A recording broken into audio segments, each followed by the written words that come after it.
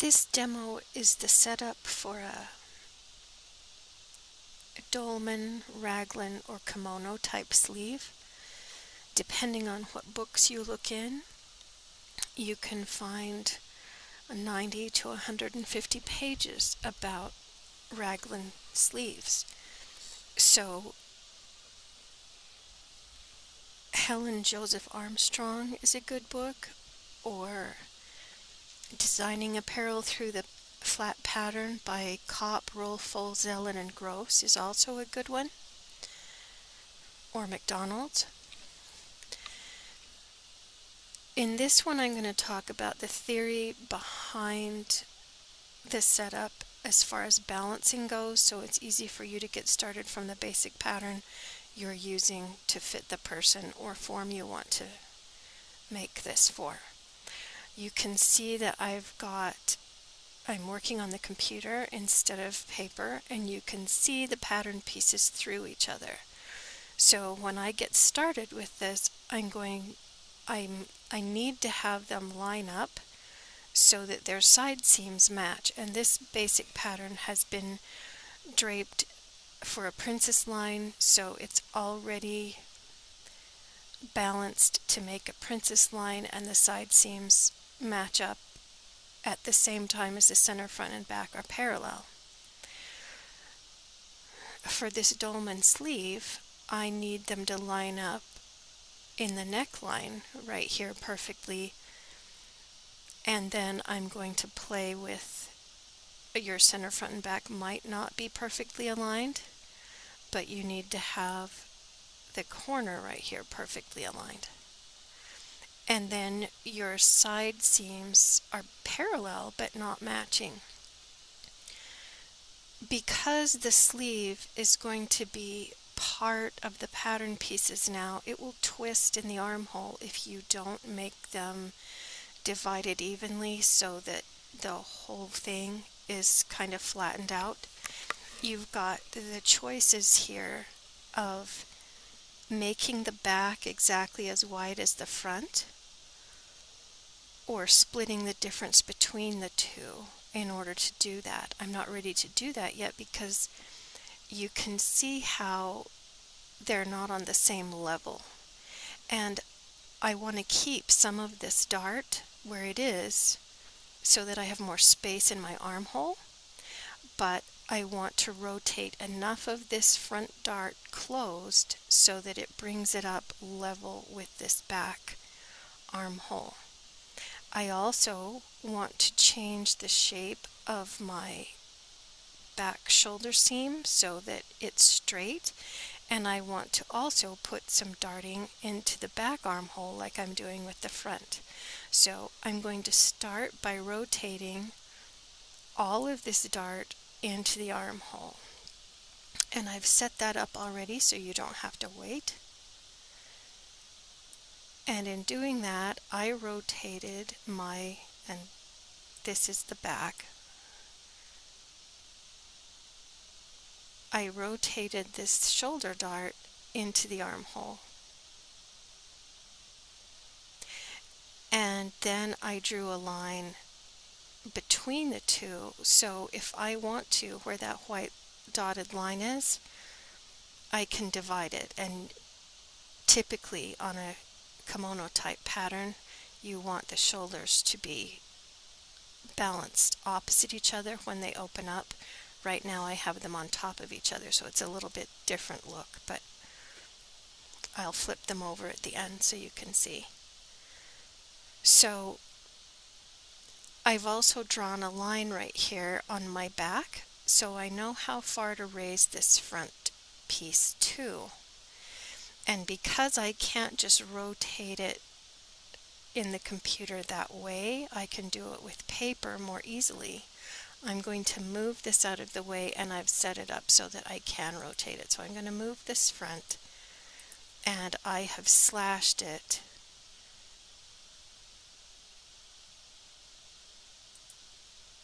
and then I rotated just enough of this dart closed and into the lower front dart that this is now on the same level with the armpit, and the side seams are on the same level. So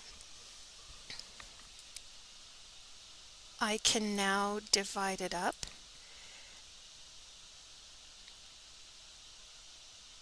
and either split the line here where I've got it centered between the upper back, the upper armpit, and the side seam waist. So I've divided the difference in half. I can add that much to the back and cut that much off of the front, but I would rather make the armhole a little bit too big and make them the same, and then make that judgment when I make my first test sample when I'm looking at it on the person or the dress form. So I'm going to go ahead and make that a little too big. But I'm going to split the difference between the shoulder. I'm going to cut off a little bit of the front and add a little bit to the back shoulder now that that dart has been relocated. And if you want to see the difference between the original front, and I'm just putting the original front over the top, so it's in white, and the one that's moved underneath is blue. So it just rotated about 1/4 of an inch, but it changed the angle of the side seam, so it added a little bit, and we gained a little bit of darting underneath below the bust.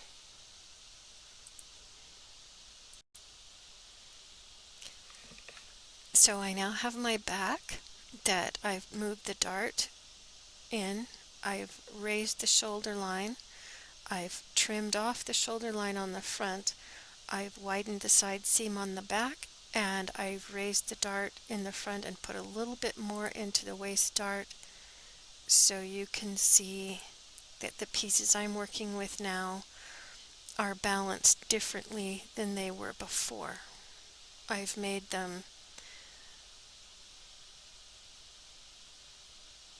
so that I can add a sleeve evenly in the space and not have the armhole twist.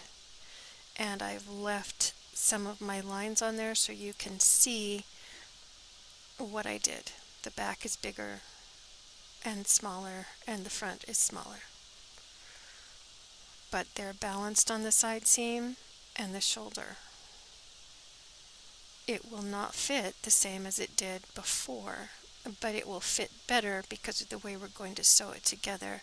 It will fit without twisting.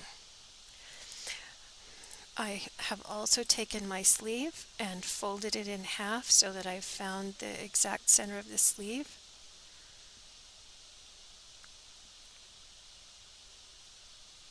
And I'm going to rearrange it so that you can see how the sleeve goes in. In a lot of the books, you'll see them put a line dividing it in the middle.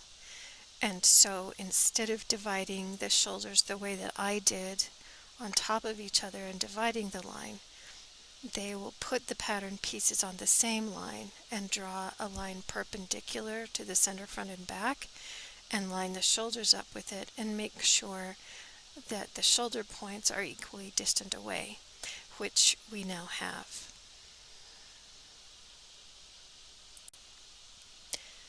We now have the pieces sitting in the way we're going to create the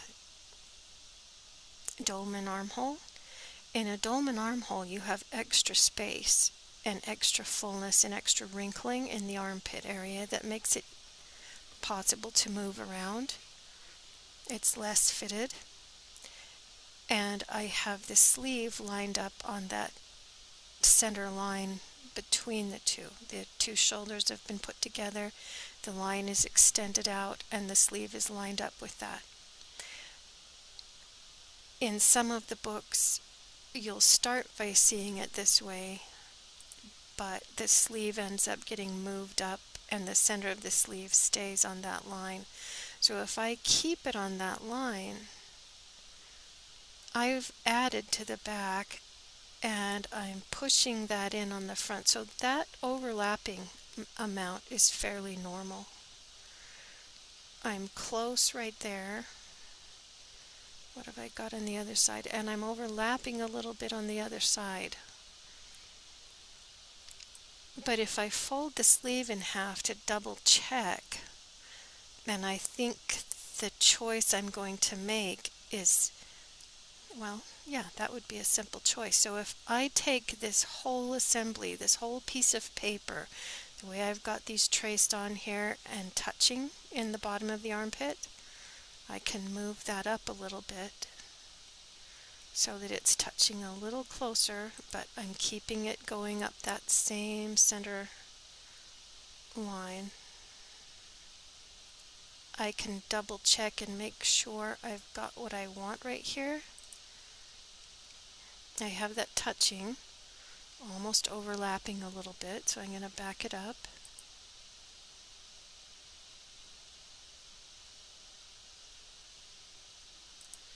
Okay, but it's overlapping a little bit here. So if I take the whole thing and fold it in half on the shoulder line so that the side seams get lined up on top of each other, my back is already a little bit wider than it needs to be. So I'm going to flip my front side seam over on the back and see what happens. And in your case, you're going to fold that, but in my case, I have to mirror it because I can't just fold the whole thing.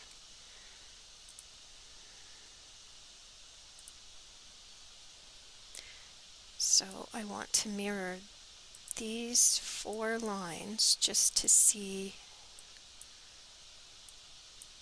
how it changes. And I'm going to fold them over the shoulder line and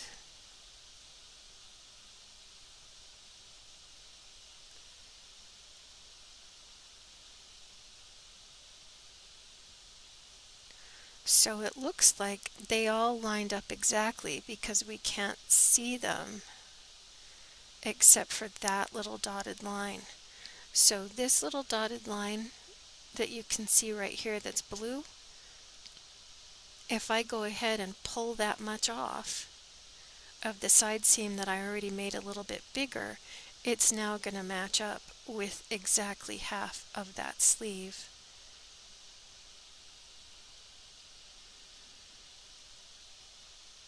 Because when I folded it, this hung over just a little bit and it was already bigger than it started out to be, so I'm going to just go ahead and trim that off.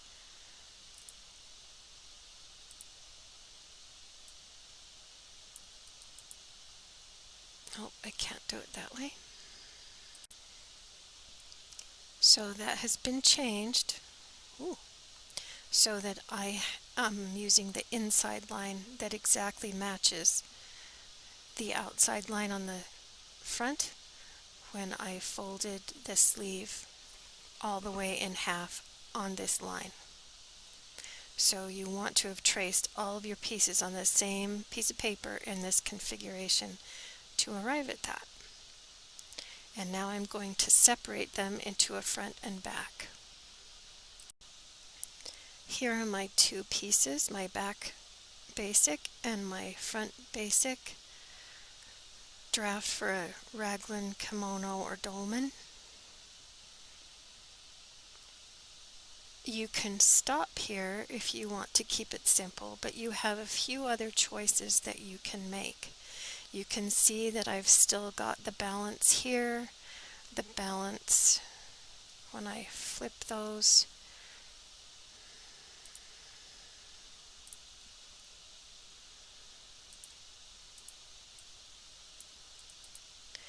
When I flip those over, they line up underneath here. Oh,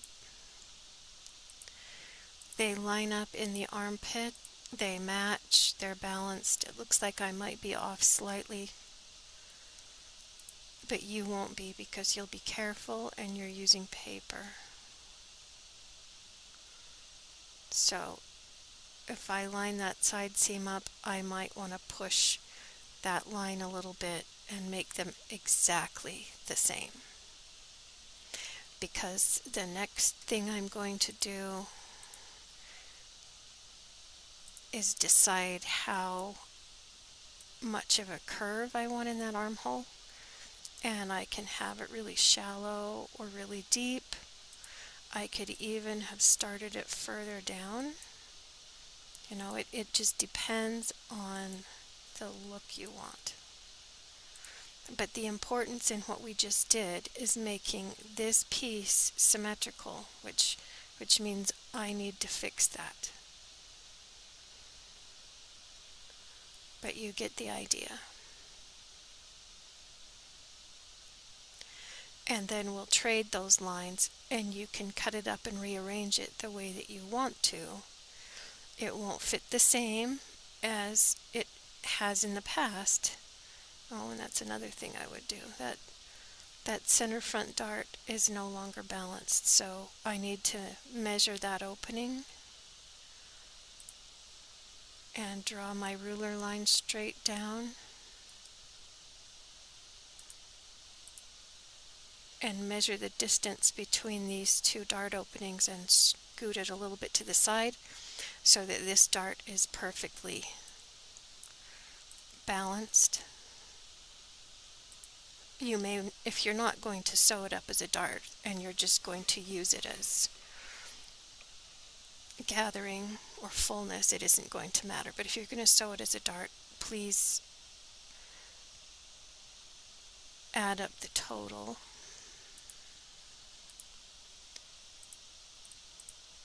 So it's 2 inches wide. I need to make sure that I move this side over a little bit and this side to follow it so that it's exactly an inch on each side. Okay, so you can move on from there if you want to, but you have a few more choices to make. If you're making a raglan sleeve, I mean, right now you can stop if you're making a dolman. But if you're making a raglan sleeve, you're going to leave the fullness here a little bit differently. You won't just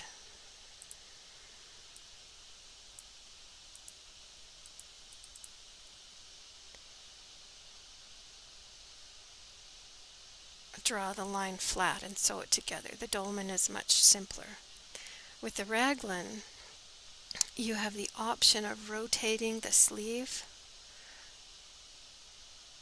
so that it tilts more, and you could end up with a dart in the top of the sleeve. I know you've all seen or worn raglan sleeves that have a dart in the shoulder of the sleeve but not at the bottom of the sleeve.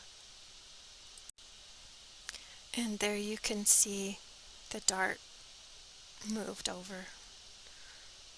So it's going to be where those dotted lines are instead of the solid lines so that it's a balanced dart.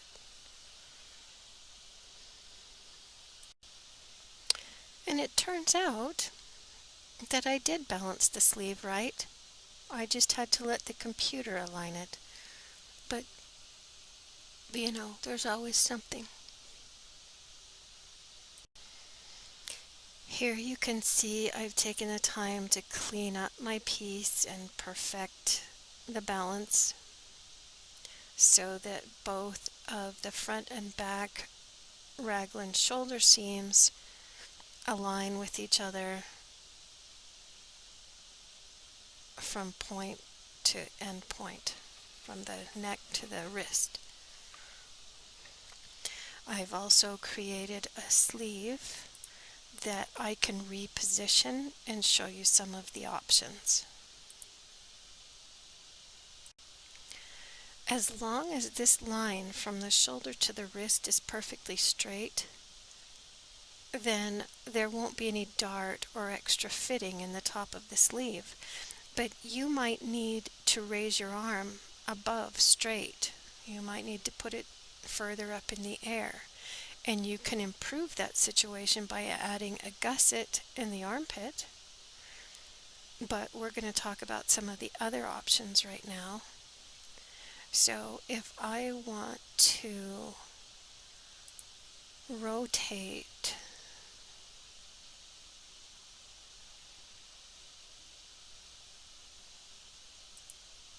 the piece, I've set up this little section to rotate, and I want to rotate it around just that one point,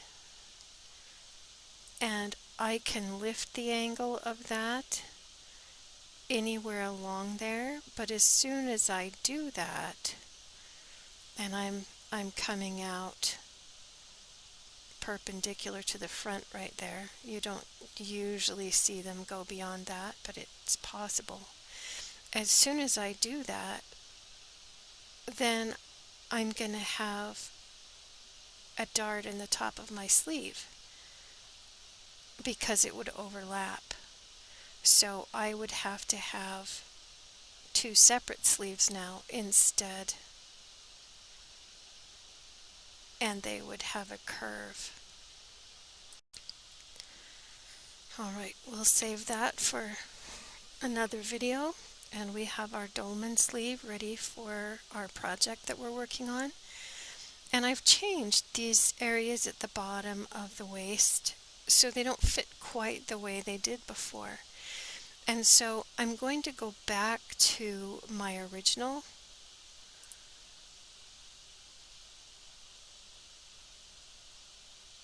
when I make my waistband. So we're going to have a waistband at the bottom of the front and back that needs to meet on the side seam, and we'll take the darts out of that and trim it off. And I'll take it off of this one, but we're going to use the circumference of the waistband from the original pieces. I've got my lines drawn on to make my waistband, and it should be the same on both, and we'll double check. So I'm going to line up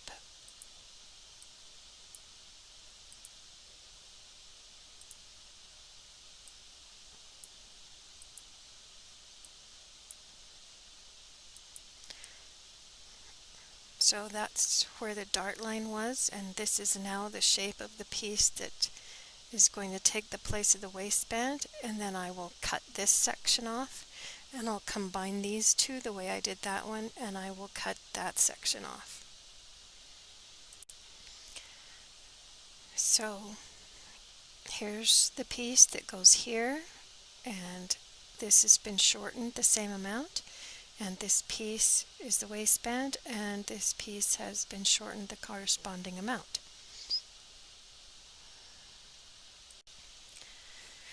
There are your front pieces. I'm going to delete some of the extra lines so we can start our tucks and our shawl collar. You're going to want to add seam allowance to your front and back waist. The front is going to have an extension and the back is going to have a seam allowance, so make sure that you have seam allowance all the way around them.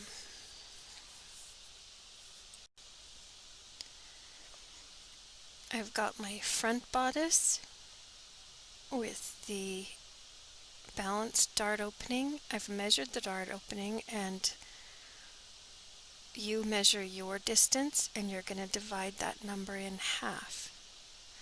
I've done the same thing with my back, and when I measured the back I also got an extra 7/8 of an inch, which half scale would be a little bit more than 3/8, and so I can add that and put that amount in a tuck as well. So if you've got extra space here, include that in the amount of a tuck, and it will just be decorative and not fitting, and that will work nicely. If you want to make them both bigger and add extra fullness to both of them so you can have additional gathers, you would just create a slash line up to the shoulder, and then you'd cut it all the way up to the shoulder and spread it open, and you would spread both of them open the same amount. So your dart would be bigger and you'd have more room for gathers and more room for moving around.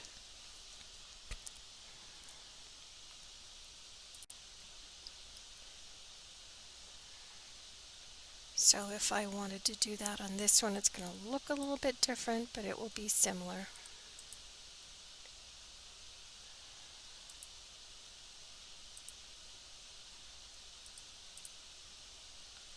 So starting right there, you've cut where this dotted line is, and then you would just spread it open the amount that you want.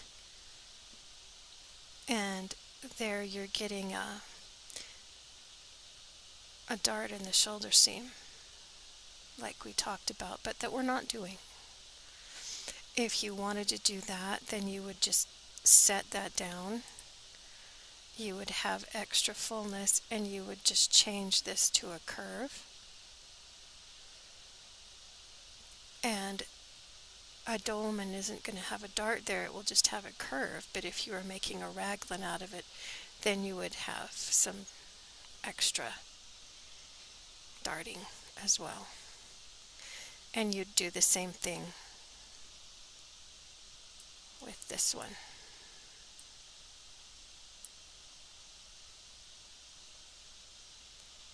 But you get the idea.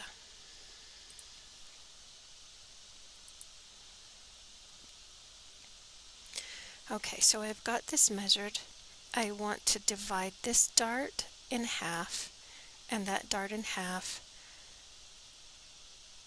and it's going to be the same total. You'll just put half of it in each one, and on this one just choose where you want it to go, and we'll fold it as if it's going all the way to the top edge on the back, but we'll fold it as though it's going to the bust point in the front. Alright, here I've got two more balanced darts. We'll sew them as tucks for our picture. This plus this adds up to this, and the center of that dart is parallel to the center front. And the same thing is happening with the back, but I added the extra amount that we put into the back to balance it into that tuck, so we'll have a decorative tuck back there. So this plus the extra equals this plus this. So I'm going to switch that, and we'll fold it as a dart and sew it as a tuck. After you've got your darts marked, make sure you line up your waistband and put a corresponding notch.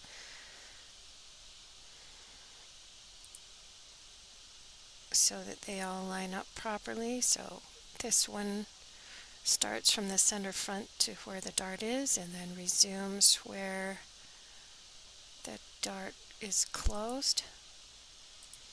So I would put another notch right here.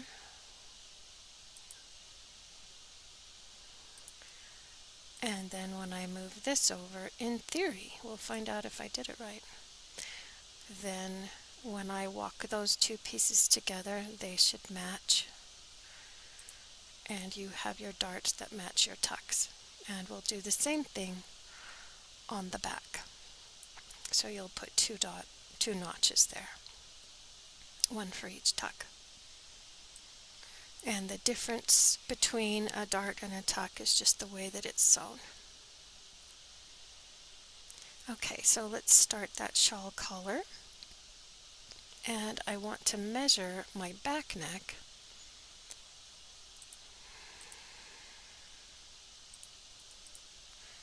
And it's just a little over 3 inches.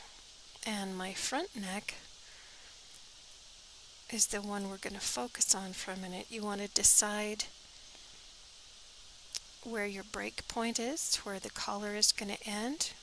But before we do that, we have to offset the front, and I'm going to just use the standard 5/8 of an inch. So this is the center front line, and I want a fold to start 5/8 of an inch outward.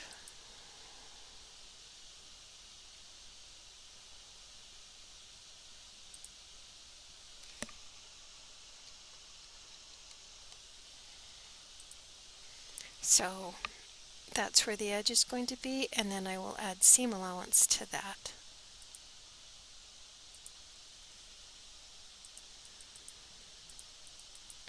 So my This is my center front line where the buttons and buttonholes will go, and the extension where it overlaps.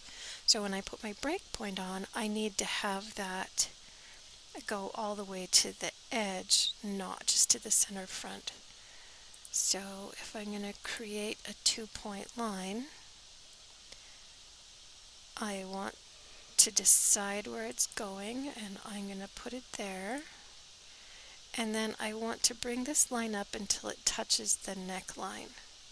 I don't want to go to the, well, you could go to the corner, but I don't usually like that, so I'm going to set that line down so it bumps in right here, and then I'm just going to cut the rest of that line off. So my shape is going to come up here and then curve in to the shoulder. I'm also going to decide what shape I want my collar to be.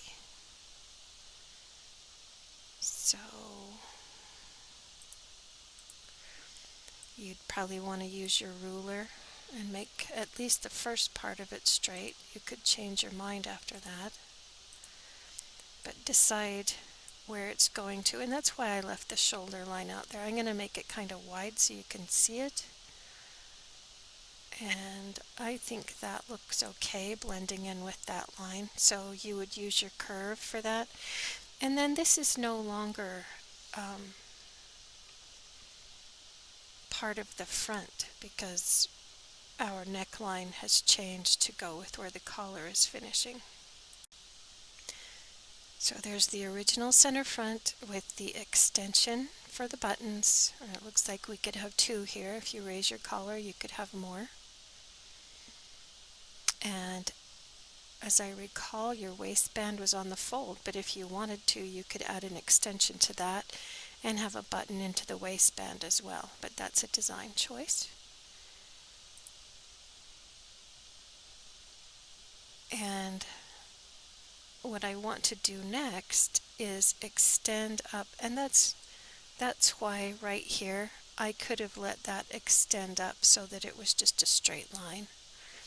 Because what I'm going to do now is take this measurement and add that to my collar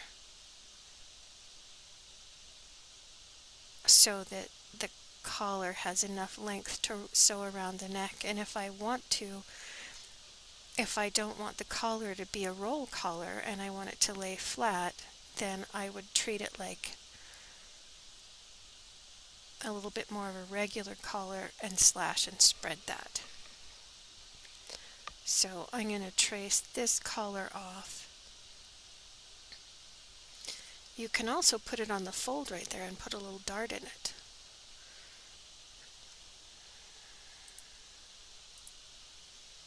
And to do that, I would choose these 2 lines,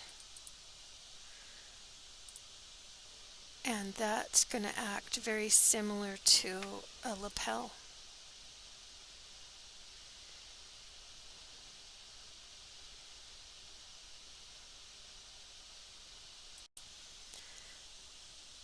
So I drew a straight line on top of the one I already had that came out straight because it's easier to think through that way.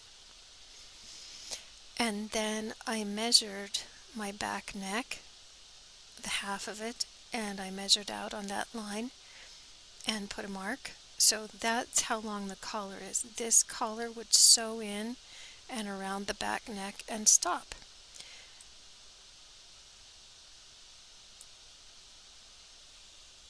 And I want to draw a line perpendicular to this line and then blend it back in with the rest of the collar.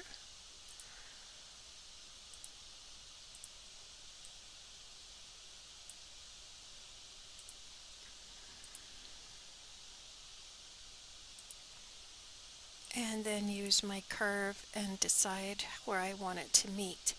If I want this collar to lay flat, I'm going to do it the same amount and then I'm going to slash and spread. If I want it to stand and roll, then I'm going to want this to be wider so that it has room to come up and go back down. So if I want it to finish on the back neck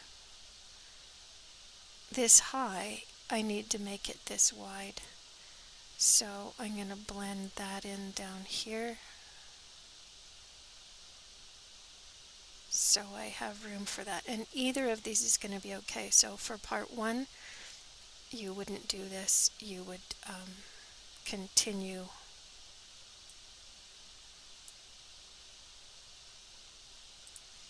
your line, and that would just be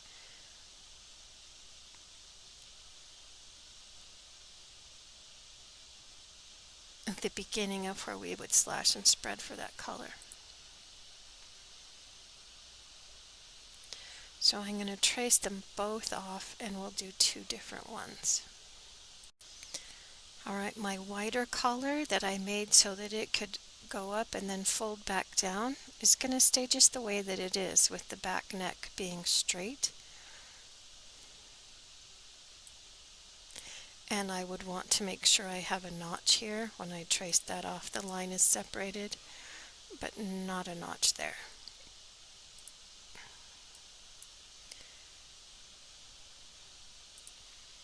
So you would add seam allowance to this all the way around, and it would come up the back neck half of this distance and then fall back down. So it would look, the collar gets sewn in, it comes up half of the distance, and then it comes back down to the edge. So it just arches like that.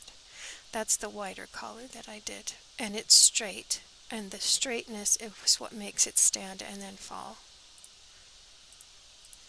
This one, I want to have it a little flatter, and the amount that you flare it out is going to determine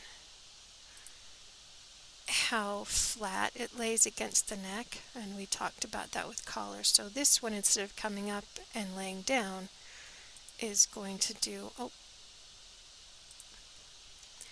a little bit more of the way we did some of our collars earlier. So the collar is going to lay more flat against the back of the neck instead of standing up and falling over like this one. So to do that, we're going to slash it and spread it open. Just the back part between the notch and the center back. Oh.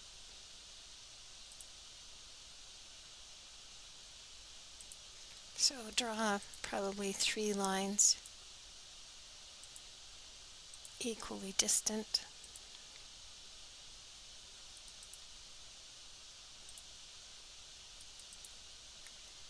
And then spread it open, and then it will lay more flat. It might curve up a little bit. It's also a good idea to spread them out evenly, but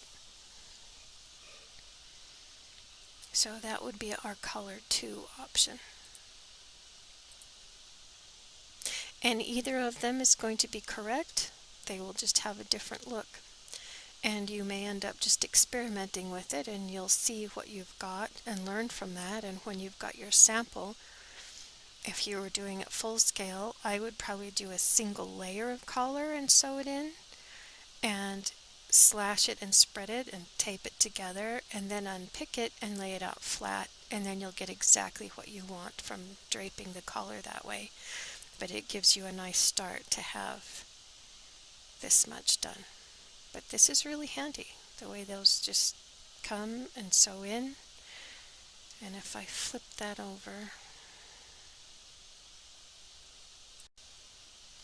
so when you've got the shoulder seams together, this first one doesn't match the shape of the neckline, and that's what causes it to roll. And the second one more closely matches the shape of the neckline, so it will roll a little bit. But if you make it exactly the same shape as the neckline, then it won't really be a shawl collar. It would be a variation of a Bertha, Peter Pan, or sailor collar if it matched. If you were to do that, you would want to make sure that you pinched out at least that 1/2 inch through the middle of the shoulder. So that's how that works, and that was a shawl collar on a dolman.